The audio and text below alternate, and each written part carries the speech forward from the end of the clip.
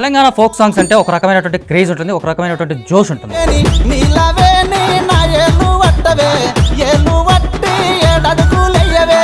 Cinema range కి ఏమాత్రం తీసిపోని స్థాయిలో తెలంగాణ ఫోక్ సాంగ్స్ కనిపిస్తున్నాయి.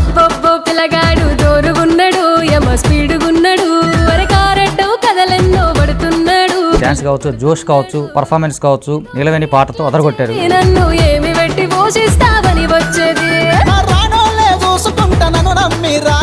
నువ్వంటే ఇట్టం, నీ ప్రేమ ఇట్టం, నీ కాలి మట్టెలాగా ఒదిగుంటానే. ఆకలి నీకైతే అమ్మను నేనవుతా.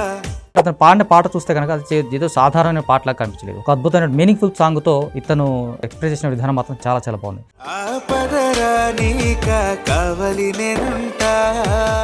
ఊపిరి తీసేసా నన్నొదిలి వెళ్ళకే.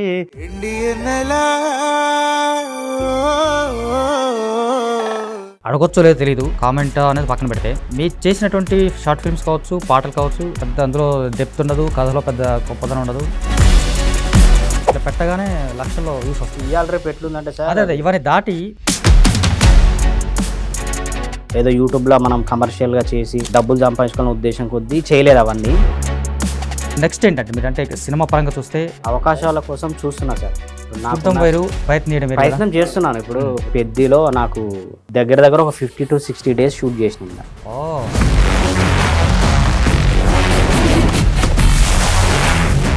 సాహిత్యం పట్ల మంచి పాటలు కనిపిస్తాయి మీ దగ్గర నుంచి. అంటే ఇది క్యాజువల్ సాంగ్స్ లా కాకుండా బలమైనటువంటి సాహిత్య నేపథ్యం కూడా ఉన్నట్టు కనిపిస్తుంది. యాక్చువల్గా నేను చిరంజీవి గారు ప్రజారాజ్యం పార్టీ అనౌన్స్ చేసిన తర్వాత ఒక 30-40 సాంగ్స్ రాయడం జరిగింది ప్రజారాజ్యం పార్టీని. అనుకోకుండా సార్ తోటి అవకాశం కలిగింది. ఆ పాదయాత్ర మా వైపు వచ్చినప్పుడు కలిశాను. సార్ కూడా చాలా అప్రిషియేట్ చేసి ఆ పార్టీలోకి ఆహ్వానించడం జరిగింది. బట్ పార్టీ అనేది అప్పుడు నేను చాలా కెరీర్ పరంగా చాలా నష్టపోయాను సార్. చదువు నష్టపోయాను, కెరీర్ నష్టపోయాను.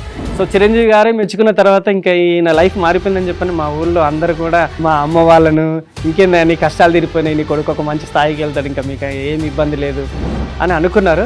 బట్ నేను